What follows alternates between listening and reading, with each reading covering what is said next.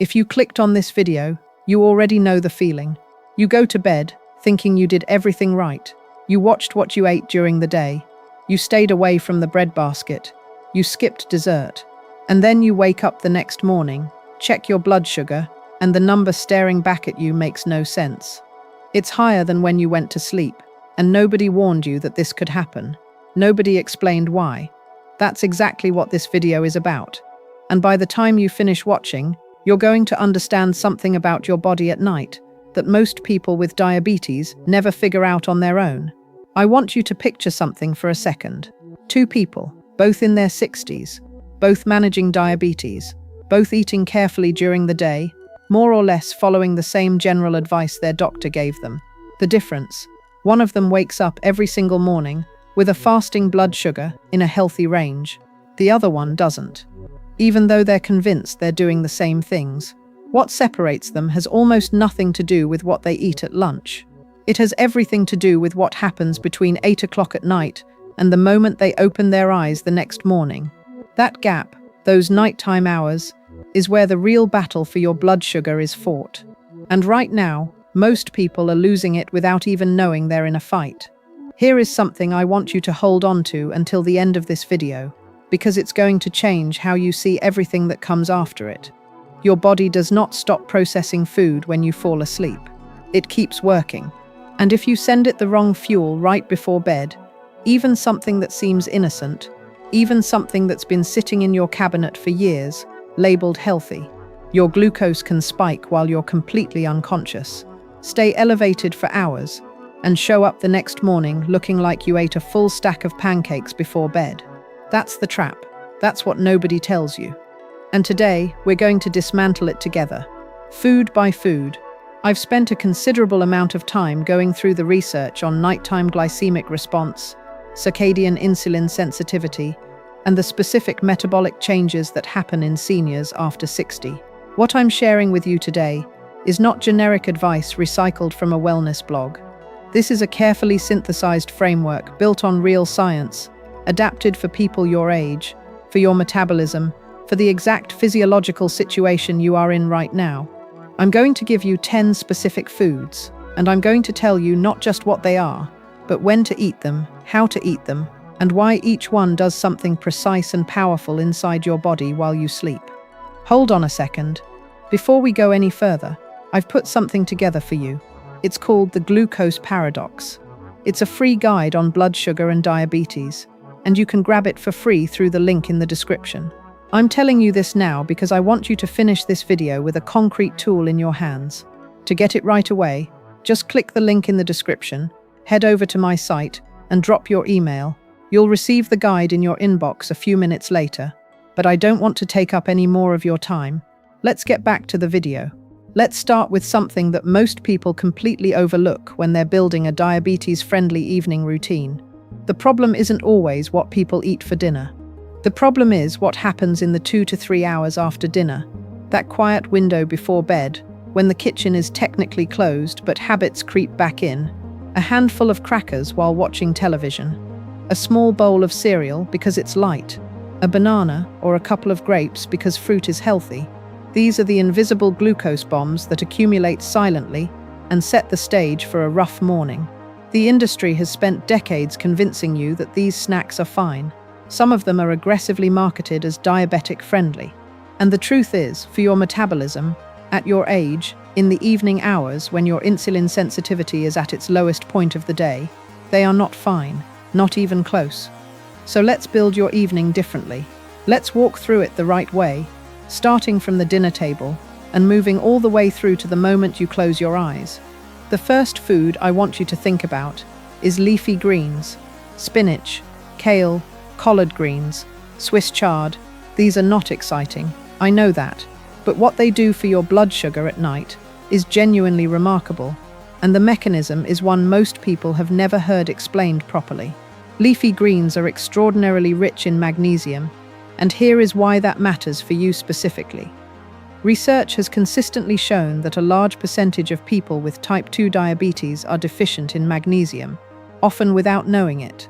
Magnesium is one of the key cofactors for insulin receptor function meaning your cells need it to actually respond to the insulin your body is producing. When you're low on magnesium, your insulin works less efficiently. Your glucose stays elevated longer. And since magnesium levels tend to drop further in the evening hours, getting a serving of leafy greens at dinner or as part of an early evening meal is one of the quietest and most underrated things you can do for your overnight blood sugar. The fiber in these greens also matters. It slows the rate at which any carbohydrates from the rest of your meal enter your bloodstream, creating a kind of natural buffer against spikes. A large handful of sautéed spinach with dinner costs you almost nothing in terms of effort. What it gives you in return is worth far more. Moving into your evening, the second food to have in your corner is avocado. Half an avocado, eaten either with dinner or as a small evening snack, is one of the most strategically intelligent things a senior with diabetes can consume. Here's what it's doing. Avocado is dense with monounsaturated fat, the same category of fat found in olive oil, and this fat has a specific effect on glucose metabolism. It dramatically slows gastric emptying, which is the technical term for how quickly food leaves your stomach and moves into your digestive tract. The slower that process happens, the more gradual the release of glucose into your bloodstream. No sudden spike, no sharp drop, just a long, smooth, stable curve. Beyond that, avocado is extraordinarily high in fiber relative to its calories, which compounds this buffering effect. And the sense of fullness it creates is lasting. Half an avocado in the early evening can be enough to silence those late-night cravings that send people reaching for crackers or chips at 10 o'clock. It's not just food, it's a strategy. The third item is chia seeds, and these are something I want you to take seriously, even if you've heard about them before and moved on.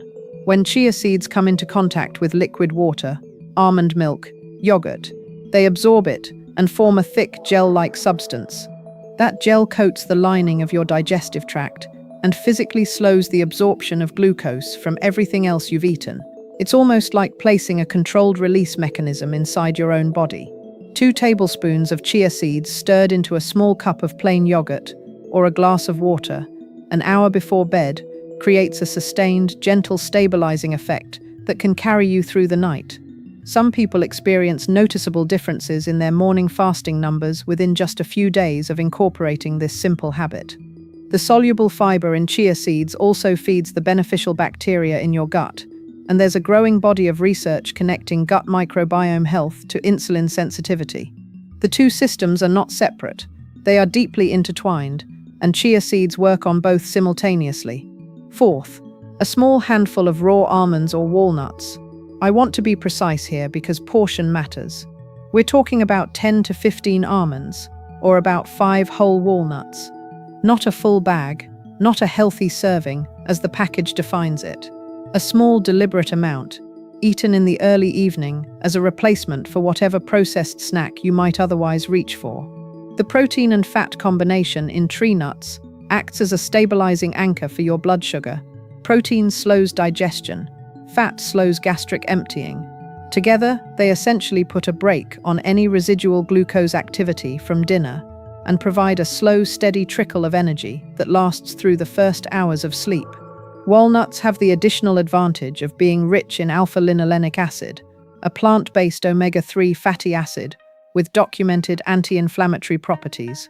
Chronic low-grade inflammation is one of the underlying drivers of insulin resistance in seniors, and addressing it through food, rather than waiting for it to become a clinical problem, is exactly the kind of proactive approach this video is designed to support. Now, if you tend to want something sweet in the evening, and most people do, the fifth food on this list is your answer, and it should replace every other sweet option you're currently reaching for after dinner. Berries. Specifically blueberries, raspberries, blackberries, and strawberries. Not in a bowl with whipped cream, not mixed into a sugary yogurt parfait, just a half cup of fresh or frozen berries on their own, or stirred into plain yogurt. The glycemic impact of berries is extraordinarily low compared to virtually every other fruit. A half cup of blueberries raises blood glucose far less than a banana, less than an apple, less than a small bunch of grapes. But what makes berries specifically valuable for evening consumption goes beyond their low sugar content. They are packed with anthocyanins, the compounds responsible for their deep color, and these specific antioxidants have been shown in multiple studies to directly improve insulin sensitivity, the cellular level. They help your cells respond better to the insulin your pancreas is producing. Eating berries in the evening is not just a safe, sweet option. It's an active investment in your metabolic health while you sleep. The sixth food is one that most people associate with breakfast, but it belongs in your evening routine in a very specific way: plain Greek yogurt, with no added sugar and no fruit flavoring. Here is the distinction I need to make. Flavored yogurt, even yogurt marketed to diabetics, often contains as much sugar as a small candy bar. Plain, unsweetened Greek yogurt is an entirely different product. It is high in protein, which stabilizes blood sugar overnight, and it is rich in probiotics, live beneficial bacteria that colonize your gut and play a direct role in metabolic function. The gut-glucose connection is one of the most rapidly evolving areas of diabetes research right now. What lives in your intestinal microbiome influences how your body absorbs carbohydrates, how it responds to insulin, and how stable your blood sugar is in the fasting state. A small bowl of plain Greek yogurt in the early evening, perhaps at 7 or 7:30, is one of the simplest things you can do to support that system on a nightly basis. Seventh, and this one surprises almost everyone, cinnamon. Not cinnamon rolls, not cinnamon-flavored oatmeal with brown sugar, just the spice itself, added to food or stirred into a warm drink. 1/4 to half a teaspoon of Ceylon cinnamon. That's the true cinnamon, not the cassia variety found in most American spice racks, has been studied for its ability to improve cellular insulin sensitivity and slow the enzymatic breakdown of carbohydrates in the digestive tract. The active compounds in cinnamon appear to mimic some of the effects of insulin at the cellular level, helping glucose enter cells more efficiently rather than staying in circulation. Stirring a half teaspoon of cinnamon into chamomile tea or warm almond milk in the evening is a ritual that requires almost no effort and has a genuine, measurable effect on overnight glucose regulation when practiced consistently over time. The eighth food is one that might seem unusual as an evening addition, and that is exactly why most people never try it. Apple cider vinegar, diluted in a glass of water and consumed before dinner. 1 to 2 tablespoons in 8 ounces of water, drunk 15 minutes before your evening meal. The acetic acid in apple cider vinegar interferes with the enzymes that break down carbohydrates, which directly slows the rate at which glucose from your meal enters your bloodstream. Multiple controlled studies have demonstrated meaningful reductions in post-meal glucose spikes when apple cider vinegar is consumed before eating.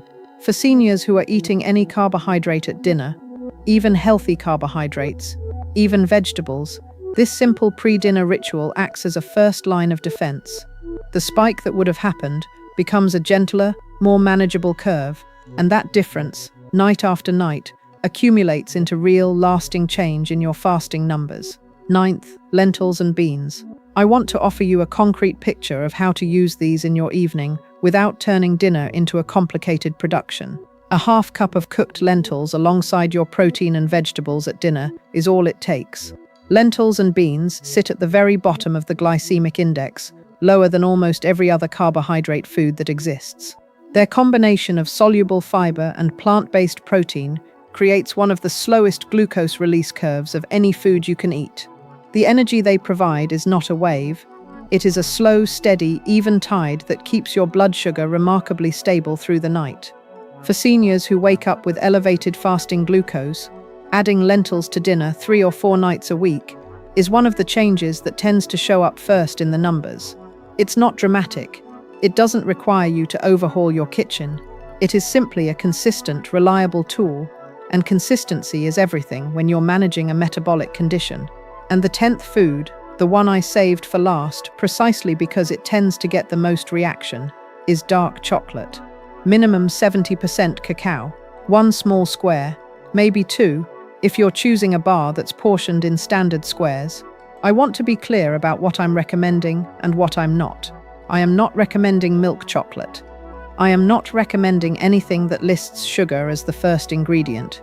What I am recommending is a small amount of high-quality dark chocolate consumed as a deliberate, mindful evening ritual, eaten slowly, savored, as a direct replacement for the sweet craving that, if left unaddressed, tends to drive people toward far more damaging choices. The flavonoids in dark chocolate, particularly epicatechin, have been shown to support endothelial function and improve the sensitivity of insulin receptors. The magnesium content is meaningful. The fat content slows any residual glucose activity, and the psychological effect of having a satisfying, genuinely pleasurable food in your evening routine that you don't have to feel guilty about is not a minor thing. Feeling deprived is one of the most consistent predictors of abandoning healthy habits altogether. One square of 70% dark chocolate tells your brain that you are not on a punishment diet. You are on a strategy. Now let me bring this all together for you, because the individual foods matter, but the timing and the sequence matter just as much. Here is what an optimized evening looks like when you're serious about waking up with healthy blood sugar. Around 6 to 6:30 in the evening, you eat dinner. That dinner includes a lean protein, a generous portion of leafy greens, half an avocado, and optionally, a half cup of lentils or beans, if you're including any starchy component. Before that dinner, 15 minutes earlier, you've had your apple cider vinegar in water. You've seasoned your food with cinnamon where it fits. Around 7:30 or 8, if you feel the need for something, you have a small bowl of plain Greek yogurt, a quarter cup with a handful of blueberries or raspberries and a sprinkle of chia seeds stirred in. If you're still wanting something after that, 10 to 15 almonds or walnuts, and if you need to close the evening on a satisfying note, one small square of dark chocolate with chamomile and cinnamon tea. By 9 o'clock, the kitchen is closed. Not because you've been starving yourself, because you've been smart. Your body has everything it needs to manage your glucose through the night, and nothing extra that it has to struggle with. Here is the thing that nobody in the mainstream diabetes conversation wants to say plainly. The morning blood sugar number is almost entirely determined by what you did the night before. It is not mysterious. It is not unpredictable. It is the direct result of what went into your body in those final hours before sleep. Every spike you prevent at night is a spike that doesn't exist in the morning. Every stabilizing food you eat in the evening is a decision that shows up as a number you can be proud of when you press that button on your glucometer before breakfast. You are not at the mercy of your biology. Your biology is responding to you, to your choices, your timing, your consistency, and what you've just learnt gives you real, concrete tools to change that response, starting tonight. You know what the problem is with diabetes and high blood sugar? Most people find out way too late, and by the time they do, they have no idea where to even start. That's why I decided to create a free guide. It's called the Glucose Paradox, and inside, you'll find everything you wish you'd known sooner. I'll explain how blood sugar actually works, and why your body sometimes reacts the exact opposite way you'd expect. That's why it's called a paradox. I've also included concrete habits you can start changing right now, even if you know zero about nutrition or medicine. It's free. You can download it in a second, and it might be the single most useful thing you do for your health today. Just click the link in the description to head to the site, drop your email, and get the guide sent straight to you. Don't put this off.